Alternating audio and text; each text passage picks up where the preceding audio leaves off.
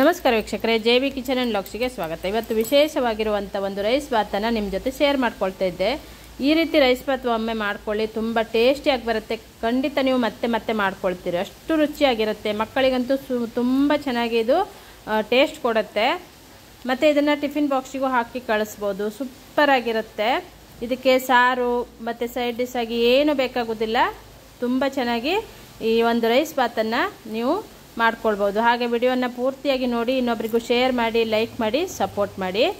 ನಾನಿಲ್ಲಿ ರೈಸ್ ಬಾತ್ ಮಾಡಲಿಕ್ಕೆ ಒಂದು ದೊಡ್ಡ ಆಲೂಗಡ್ಡೆಯನ್ನು ಕಟ್ ಮಾಡ್ಕೊಂಡಿದ್ದೆ, ಒಂದು ಕ್ಯಾಪ್ಸಿಕಮ್ಮು, 2 ಟೊಮೆಟೊ, 2 ಹಸಿಮೆಣಸಿನ್ಕಾಯಿ, ಒಂದು 5-6 ಎಸಳು ಬೆಳ್ಳುಳ್ಳಿ ಇದೆ. ಇಲ್ಲಿ ಸ್ವಲ್ಪ ಕೊತ್ತಂಬರಿ ಸೊಪ್ಪನ್ನು ಕಟ್ ಮಾಡಿ ಇಟ್ಟಿದ್ದೆ ನೋಡಿ. ನಾನಿಲ್ಲಿ ರೈಸನ್ನು ಮೊದಲಿಗೆ ಮಾಡಿ ಇಟ್ಕೊಂಡಿದ್ದೆ. ರೈಸ್ ಮಾಡುವಾಗ ನೆನೆಸಿಟ್ಕೊಂಡಂಥ ಬಟಾಣಿ, ಸಣ್ಣಕ್ಕಿ ಎಲೆಯನ್ನು ಹಾಕಿದ್ದೆ, 1 ಸ್ಪೂನ್ ಆಗುವಷ್ಟು ಎಣ್ಣೆ, ಸ್ವಲ್ಪ ರುಚಿಗೆ ತಕ್ಕಷ್ಟು ಉಪ್ಪು ಹಾಕಿ ರೈಸನ್ನು ಮಾಡ್ಕೊಂಡಿದ್ದೆ. ನಾನು ಇವಾಗಲೇ ಇಲ್ಲಿ ಒಂದು ಮ್ಯಾಗಿ ಮಸಾಲೆಯನ್ನು ತೆಗೆದಿಟ್ಕೊಂಡಿದ್ದೆ. ಈ ಒಂದು ಮಸಾಲೆ ಹಾಕಿಬಿಟ್ಟು ಮಾಡಿದಾಗ ಅದ್ರ ಟೇಸ್ಟು ಸೂಪರಾಗಿ ಬರುತ್ತೆ. 2 ಸ್ಪೂನ್ ಆಗುವಷ್ಟು ಎಣ್ಣೆಯನ್ನು ಹಾಕ್ಕೊಂಡಿದ್ದೆ.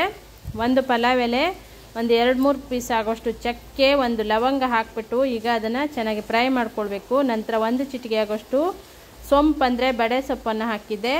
ಮತ್ತು ನಾನು 1 ಚಿಟಿಕೆ ಆಗುವಷ್ಟು ಕಸ್ತೂರಿ ಮೆಥಿಯನ್ನು ಹಾಕಿದ್ದೆ. 1 ಈರುಳ್ಳಿಯನ್ನು ಕಟ್ ಮಾಡಿ ಇಟ್ಟಿದ್ದೆ. ಇಲ್ಲಿ ನಾನು ದೊಡ್ಡದು 1 ಈರುಳ್ಳಿಯನ್ನು ತೊಗೊಂಡಿದ್ದೆ. ಈಗ ಜಜ್ಜಿದಂಥ ಬೆಳ್ಳುಳ್ಳಿಯನ್ನು ಹಾಕ್ಕೊಳ್ಳೋಣ.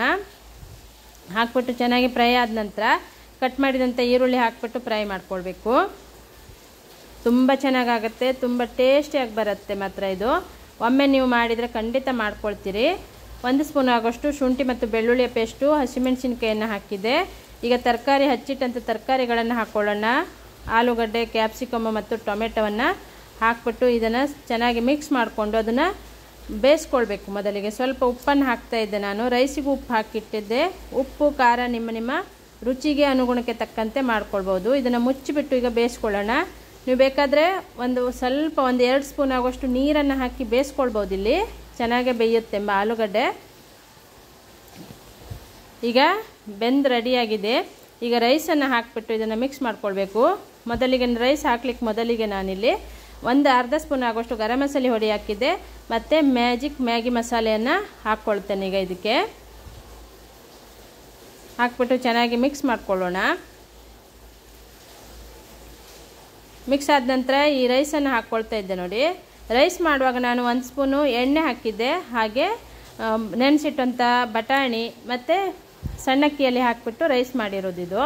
ಉದ್ರಾಗಿ ಚೆನ್ನಾಗಿ ಬರುತ್ತೆ. ನಾವು 1 ಸ್ಪೂನ್ ಆಗೋಷ್ಟು ಆಯಿಲ್ ಹಾಕಿ ರೈಸನ್ನು ಮಾಡಿಕೊಂಡಾಗ ಈಗ ಇದನ್ನು ಚೆನ್ನಾಗಿ ಮಿಕ್ಸ್ ಮಾಡ್ಕೊಳ್ಳೋಣ.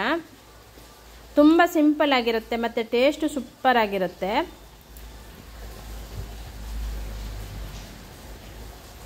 ಈಗ ಚೆನ್ನಾಗಿ ಮಿಕ್ಸ್ ಮಾಡಿಕೊಂಡು ಮೇಲ್ಗಡೆ ಸ್ವಲ್ಪ ಕೊತ್ತಂಬರಿ ಸೊಪ್ಪನ್ನು ಹಾಕ್ಕೊಳ್ತೇನೆ ನಾನು.